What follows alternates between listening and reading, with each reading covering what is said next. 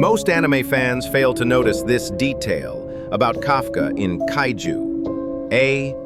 He's a kaiju hiding in plain sight.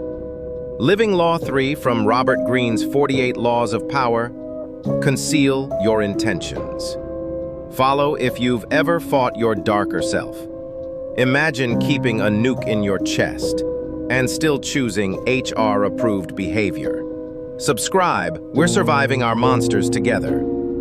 Robert Greene says power moves in silence. Kafka proves it. You don't announce strength, you bury it beneath restraint. You're not strong because you fight. You're strong because you choose not to transform.